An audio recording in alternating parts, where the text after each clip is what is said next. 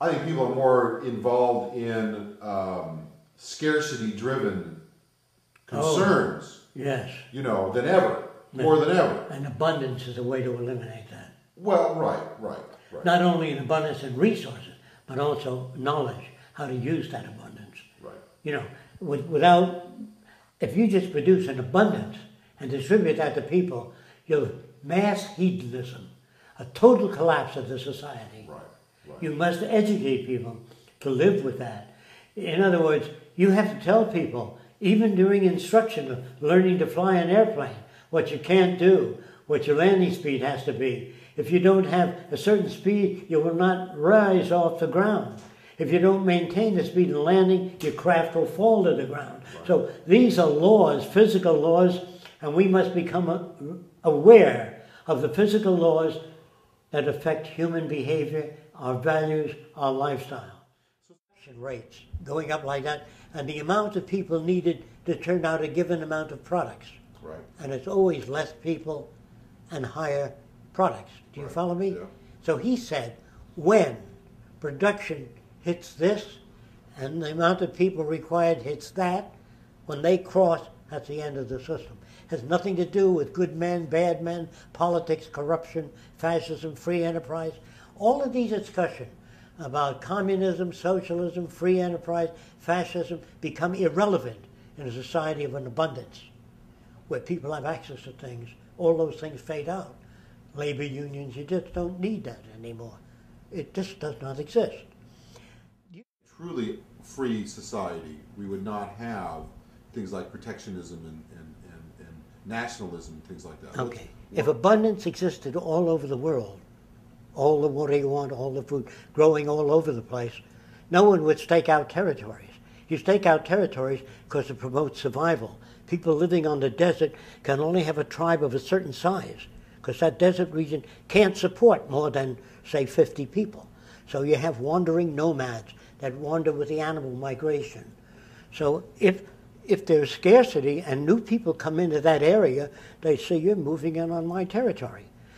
You know, a lot of vegetarians actually believe that vegetarianism produces more amiable patterns of behavior.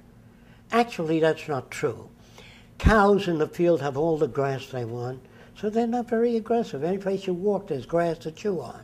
So they're not aggressive because it's in abundance, whereas herbivorous animals, carnivores, you know, don't have as much abundance. You have to run after animals and hunt them down, and sometimes you don't make it. You're not always in great physical shape. So they have to be more aggressive. And they have to be more aggressive to survive. It's the scarcity of food that generates that. Hunger generates the hunt for food, for animals. If you didn't have pains of hunger, it wouldn't be that. Now, years ago, primitive societies used soldiers to keep people in line, or police. Some inventor came up to the old landowner and he said, I got a cheaper way of doing that. That wouldn't require as many soldiers. And the landowner said, what way is that? He said, well, I can project fire from my mouth. I have several things I can do. And people would look at me in amazement and then listen to what I say. And he says, I come from the one on high. And the one on high can see you through a mud wall 10 feet thick, no matter what you do. And if you take anything that doesn't belong to you, he can see that. And after you kick the bucket, you're going to burn eternally. That was a method for keeping people to behave, though the king can kill anybody he didn't like.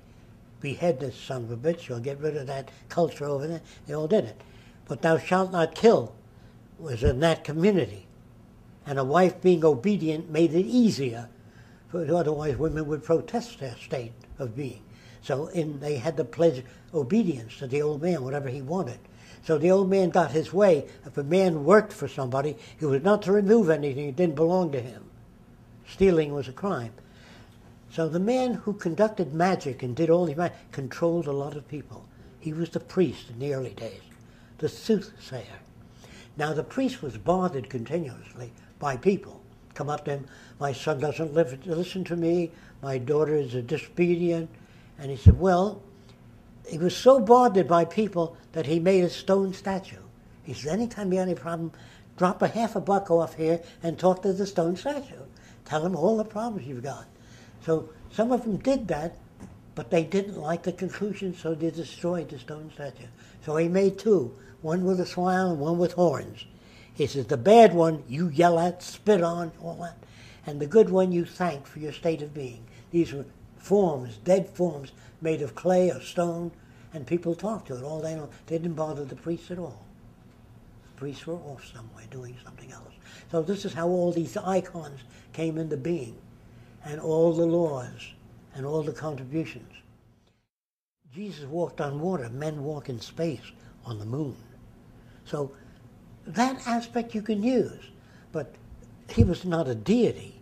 He was not another manifestation of God, nor were any of the great teachers. The great teachers were great compared to what was available at the time. The nearest thing to what you would call honesty is science, the nearest thing, because the system itself checks things out constantly. You come up with an idea, they put it to test, and more so than any other system.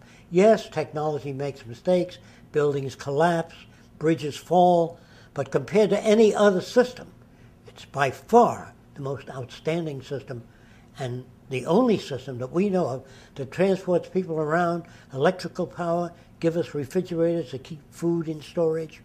In other words, science and technology has given us and freed more people from hard toil and labor than any philosopher and do-gooder. Unfortunately, when people see Mother Teresa going around helping people, they can't grasp some agronomist working alone, increasing the agricultural yield by 5 times, who's fed people who could never have been fed, they would have starved to death. They can't grasp that. They have to see, if you show normal people movies of thousands of children with swollen bellies, suffering, they will get a lump in their throat. But if you want to raise money, one child, crippled with crutches, moving toward the camera. And when she gets near the camera, have her look up and have a tear on her. You can raise more money than showing 8 million people. They are pinheads. They are conditioned to utter simplicity. This is not condemning the human race. I'm condemning the value system, the indoctrinations that are given by the institutions of higher learning. They are not institutions of higher learning. They are detrimental in developing human beings who are what you would call conscious and aware of their surroundings and other people.